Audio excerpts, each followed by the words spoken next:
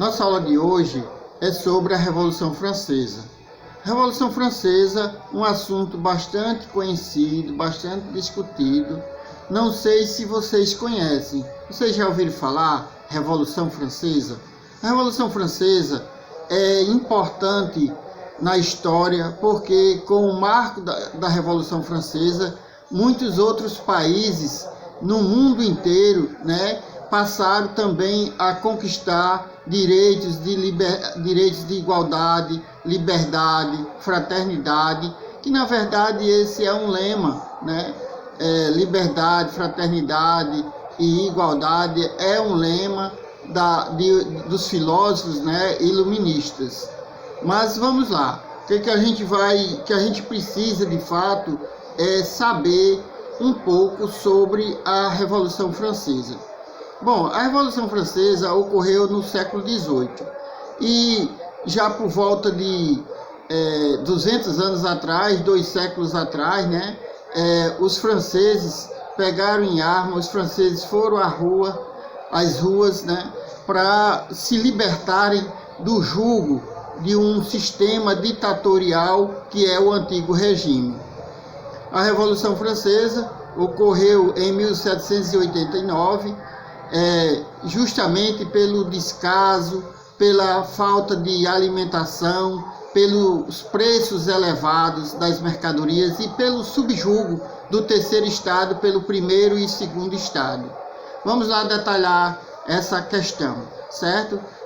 A Revolução Francesa, como eu já havia falado anteriormente, só ocorreu porque o terceiro estado não suportava mais ser subjugado, ser oprimido pelo primeiro e pelo segundo estado. A sociedade francesa estava dividida em 3 classes sociais. Essas classes sociais eram justamente o primeiro, o segundo e o terceiro estado.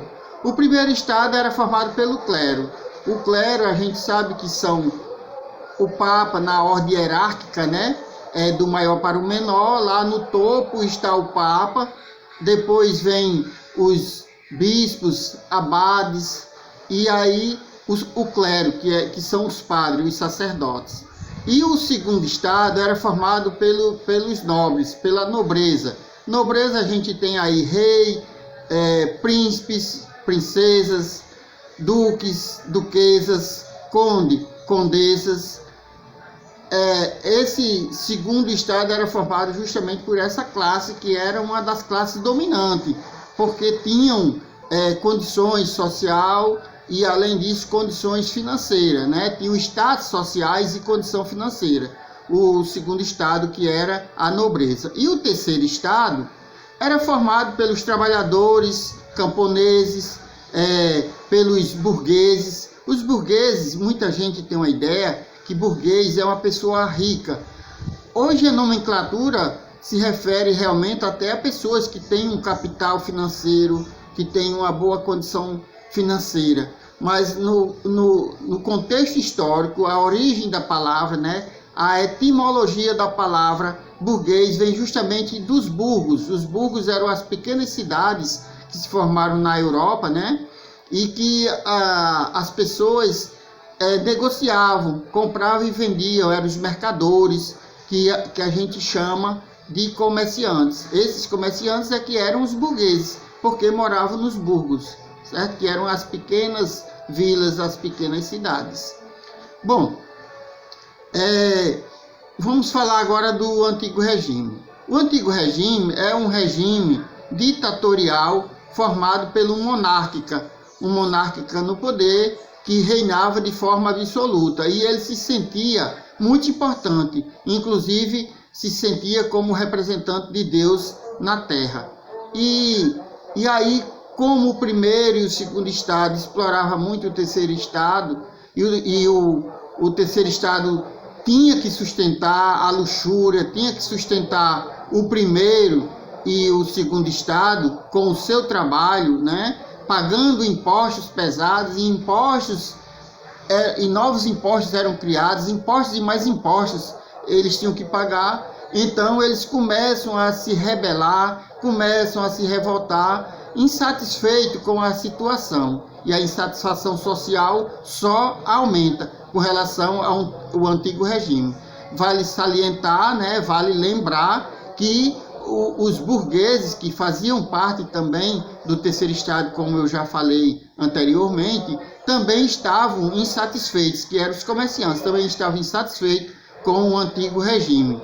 Aí o rei, né, o rei Luís XVI, diante de todas as dificuldades que a França passava, que a França enfrentava, criando sempre novos impostos para que o terceiro estado sustentasse, digamos assim, o primeiro e o segundo estado, ele só tem uma solução, cada vez mais criar impostos, porque ele gastava mais do que arrecadava.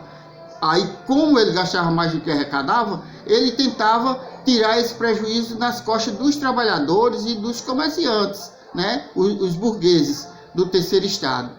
E a satisfação social aumenta bastante porque no ano de 1780 ocorrem muitas secas e inundações, diminuindo assim a oferta de produto no mercado. As colheitas são de má qualidade, muito pouco produto no mercado.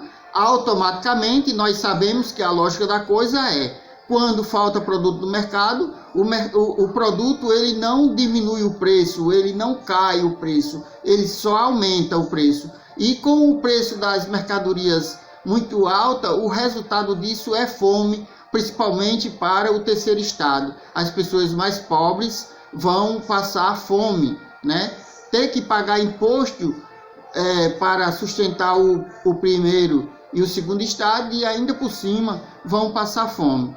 E aí, diante dessa situação de conflito, o rei Luís XVI resolve convocar a Assembleia dos Estados Gerais. A Assembleia dos Estados Gerais tinha sido utilizada, tinha sido convocada em outras épocas, mas fazia bastante tempo que não era mais convocada.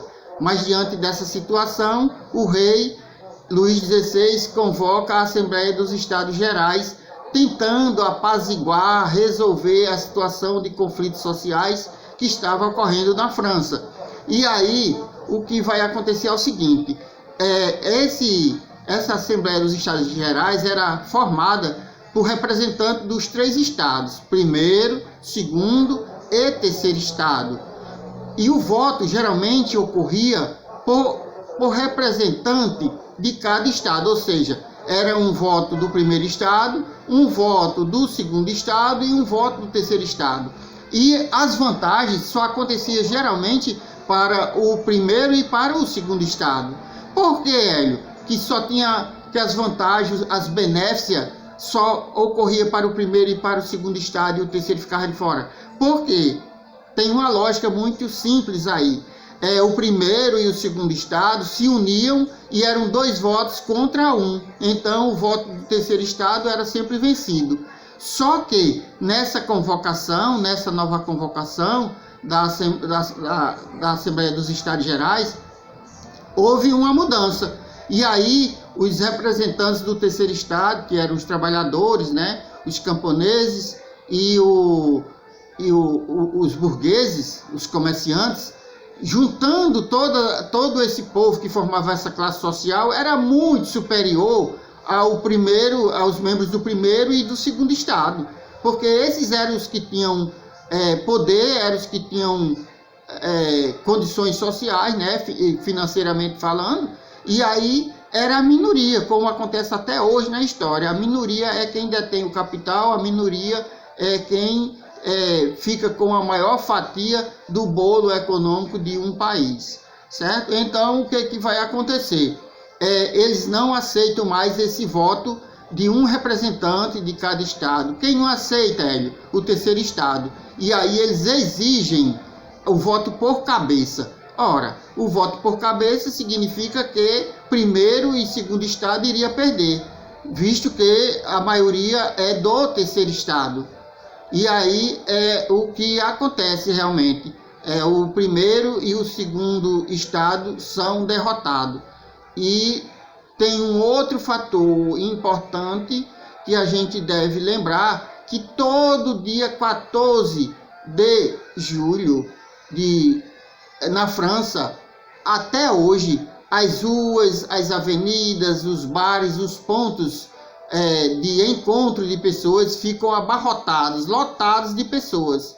Gente, essa data, 14 de julho, é importante demais para os franceses, porque representa simplesmente a queda da Bastilha.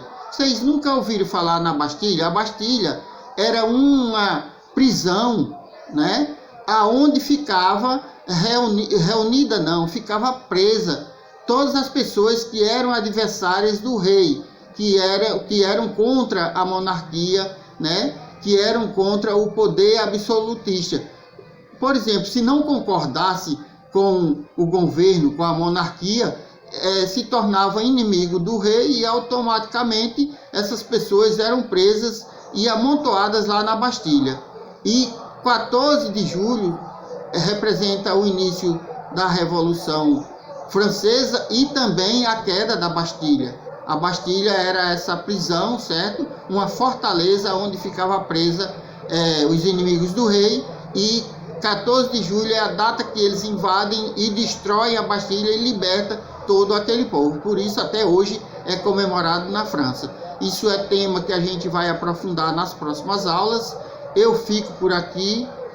Espero que tenha sido claro com relação ao início, né? Tudo que culminou na Revolução Francesa, e nas aulas posteriores, ou seja, posteriormente, a gente se aprofundará na questão da Revolução Francesa, que é um marco na história da humanidade.